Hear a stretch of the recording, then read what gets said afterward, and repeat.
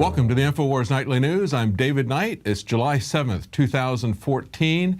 Our top story tonight is something that broke at the end of the week. And of course, we received a letter from the military to Kit Daniels threatening him with arrest. Here's the story. Feds threaten journalist with prison over report on illegal immigration. Now, in this letter, they say you entered Joint Base San Antonio Lackland Air Force Base in Texas. Actually, he didn't enter. These photos were taken outside the shelter and are clearly in the public's interest, as Kit Daniels points out in his article. And he also comments and says, it would appear that Department of Defense officials are somehow more threatened by a journalist reporting on illegal immigration than they are with illegal aliens using military accommodations at taxpayer expense while homeless vets wander the streets. And he also points out again that these illegal aliens are being housed at about $250 per day per immigrant. So it's something the federal government should not be hiding from the American public. Is this in the best interest of the American public? Should we know what the conditions are for these unaccompanied minors that we see coming in there? Well, of course, the answer from the federal government is none of your business. And that's not just to journalists. It's also to congressmen. Remember last week we reported a Breitbart story of a Congressman Bridenstine from Oklahoma who tried to get information about human trafficking at one of these sites in Oklahoma, and he was essentially told, shut up and go away, the same as we are as journalists. Now, this particular congressman said that he was concerned. He said they don't want you to see the human suffering that has gone on because the law has been broken. Do you understand that? This suffering is happening because the federal government is standing down at the borders and breaking the law. He goes on to say, $2 billion is not for border security. The crisis that is ensuing is a direct result of failed federal policy. The policies are not deterring human trafficking, they are causing human trafficking. And I would say they are not failed federal policies, they are deliberate federal policies. He understands that. We need to drop that language that there's something broken, that mistakes were made. No, this is deliberate. He goes on to say, the prevailing wisdom in Central America is, if you come across the border with a child, you're far more likely to gain entry than if you don't. And unfortunately, as the congressman points out, 1/3 of the children that come from Central America try to cross the border are abused and raped. As he points out, crime is very bad in Central America, but nothing has changed lately. And we've been told that also by Border Patrol Union spokespersons. What has changed is our policy. And we have incentivized that. We're going to talk about that more. But look at what else is happening. It's not only that journalists are being told to shut up, that congressmen are being told to shut up. You can't see what's going on here. Now we have citizens being told, don't show up, don't protest what's going on here. And of course, where's that coming from? But the free speech bastion of Dallas, the same place that they shut down George Bush Library protesters, the same place where they shut down Alex Jones and INFOWARS reporters who were complaining that free speech was being shut down about the 50th anniversary of the JFK assassination. And of course, Dallas has reacted with more stringent legislation, putting 75-foot set-offs from any roads. And of course, that did not come into play at either of those two previous protests, either the Bush Library or the JFK protest. Now they've got a judge who is saying to citizens and going door to door, threatening them that they aren't going to have free speech. Listen to this clip. As long as they make their statement in keeping with the law, this is America, everybody's entitled to an opinion. But if they break the law or impede the care of these children, then we'll enforce the law. Now understand what is happening here. This is a judge in a place where they have a history of suppressing free speech, essentially exercising prior constraint and intimidation. He says, as long as they make their statement in keeping with the law. Well, the First Amendment says you have a right to petition the government and to redress your grievances, and that the Congress and no one else is going to make any law to stop that. That's your natural right to do that. But of course, they're trying to intimidate people, and he's putting this out as if these protesters that may show up are going to somehow endanger the children. There's also a clip on there from the mayor pro tem who says, we will protect the citizens. Again, another threat. I don't think he's really talking about protecting the citizens. He's talking about protecting the illegal immigrants that they're going to be bringing into this facility. There's also another clip from a local individual there that says, you're a grown-up, don't protest a kid. You get the idea? The media there is working with law enforcement, and they've got a particular agenda, and they're not talking to anybody on the other side to see what their concerns are. This is something that we've seen go on and on. This is what's happening in California. This article from INFOWARS.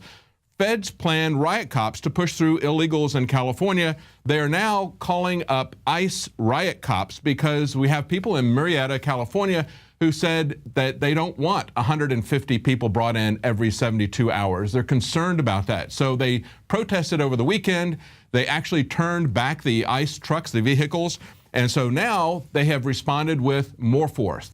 Breitbart quoted a resident who said, officers warn people that federal agents will be in Murrieta on Monday. Riot gear and shields will be used to push the crowd back. And they also say they're apparently going to be blocking off the street with concrete barricades so that no vehicles can get through. And the River County Sheriff's Department showed up last night and brought huge watchtower that shoots up into the air 35 feet. Now, both in Dallas and in California, they're making it sound as if the people who are the ones who are causing all the trouble, who are dangerous, are the ones who are protesting what the federal government is doing. And yet, what we find, if we look closer, from an article by Paul Joseph Watson, he said protesters arrested at the Murrieta border station this last weekend were pro-illegal immigration agitators. He said 5 people were arrested on Friday as pro-amnesty demonstrators faced off with anti-illegal immigration activists. However, both the media and law enforcement, just as we see in Dallas, refused to disclose which side the protesters represented, giving the false impression that in many of the outlets that it was anti-amnesty demonstrators that had caused the trouble. However, as you can see from the video that he embeds in the article, the trouble was caused by pro-illegal demonstrators who assaulted police officers, labeling themselves as anarcho-communists. This is something that concerns all of us, and we should all be concerned regardless of which way you look at this, because as the left looks at this and sees a solution with the welfare state, the right is looking at this and seeing a solution with the warfare state. Let's step up the police state. Let's send people to the border. This is something that's been going on for a long time. They've been telegraphing what they're going to do. Look at this article from back in 2009 from INFOWARS. Internment camps readied for mass illegal alien influx? ? How are they going to roll out martial law? Will it be a suitcase nuke or will it be a population bomb? Will it be a pandemic? Will it be all of the above? Well, as the article points out, they had a strategic plan from Homeland Security named Operation Endgame. You ever heard that before? I think somebody did a documentary about that. Alex Jones did one about Endgame. Now, the New York Times reported this at the time, saying an unexpected influx of immigrants to house people in the event of a natural disaster or for new programs that require additional detention space was what these FEMA camps were all about. And of course, we had an article just a week or so ago from Adon Salazar and Leanne McAdoo saying, did FEMA anticipate this immigration crisis? And they point out that this goes all the way back to Rex 84, Oliver North, you remember that. Also, Operation Garden Plot. Several plans that have been put in place by the government going all the way back to the 60s and the 70s to deal with indicators of potential violence. And here are some of the examples that they gave. High unemployment rate among minority groups or increased crime rates among minority groups. Migrations of large numbers of minority groups or protests by minority groups in such conditions. Now we have a top general in today's story saying that the Mexico border security situation is an existential threat, a threat to the existence of the United States.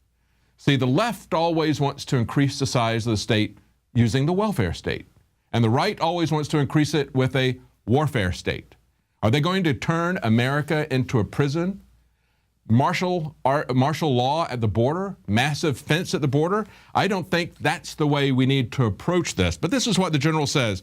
A top U.S. general in charge of protecting the southern border says he's been unable to combat the steady flow of illegal drugs, weapons, and people from Central America, and so he's asking Congress for urgent help. And he says, in comparison to other global threats, the near collapse of societies in the hemisphere with the associated drug and undocumented immigrant flow are frequently viewed to be of low importance, but many would argue these threats are not existential and do not challenge our national security. I disagree. Where did the drug war come from? The drug war originated in this country. It's a plague that we have inflicted upon Central and South America and the entire world. Look at what happened in Afghanistan. We go there, the supply of heroin goes from 10% to 90%. Look at what happened, what was exposed with Gary Webb. what was going on at the same time that Oliver North is creating Rex 84 and talking about a massive influx of immigrants into this country that they couldn't control. These guys were running the cocaine trade. They started crack cocaine in LA, that epidemic. Did they maybe think that they were going to get this to the point where they could drive people from Central and South America into the United States because of this drug war? That's what we have right now.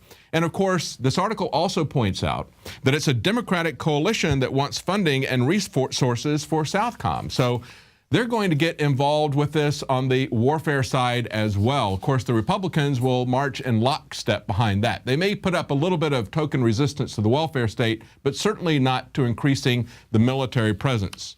Now, think about how this all started. Think back a few decades ago. Oh, it wasn't the Hispanic people who were coming in at the time. It was Vietnamese. And look at how differently the Democrat politicians reacted at the time. A story from Breitbart puts it in perspective. Governor Jerry Brown in 1975 said, "Don't dump, quote unquote, dump Vietnamese refugees on California." Oh, so if it's Vietnamese people, it's a different story, isn't it? The new governor of California, this is what was written at the time, Jerry Brown was very concerned about refugees settling in his state. He even attempted to prevent planes carrying refugees from landing at Travis Air Force Base near Sacramento. But the people doing that today are considered to be criminals. Listen to what Joe Biden said at the time. Of course, he wasn't vice president then, he was senator. He said, "The White House has not informed Congress adequately about the number of refugees." And George McGovern told Newsweek, "I think the Vietnamese are better off in Vietnam." Now, look at today. That was then, this is now. What's going on now? Well, Governor Jerry Brown is approving a measure to allow non-citizens to get driver's licenses in California. And of course, if they got a driver's license, they can register to vote. This is gerrymandering by importation, by immigration. They've selected the voters for a very long time using computers. Now they're going to select the voters by going into countries and bringing people in, telling them that they're going to provide all their needs if only they vote for Democrats. This is pork barrel politics in its primal form, and this is all that's happening. It is not about a humanitarian situation. They have created this situation, they've incentivized it. And it's not just California. Look at what's happening in North Carolina. Critics are lining up against Charlotte's proposed city ID. Now, in this article, they point out that several California cities are already doing this. Oakland, Richmond, San Francisco, also Washington, D.C., New Haven, Connecticut, and of course, New York City spent $8.5 million in its first year and $5.5 million in subsequent years to give out municipal IDs to help document people. And this is what's going on throughout the country now. It is spreading. It's going on outside of California. But of course, Homeland Security Chief Jay Johnson says it's not happening. That's the bold-faced lie. The Obama administration, whenever confronted with what's going on, simply lies about it and gets away with it.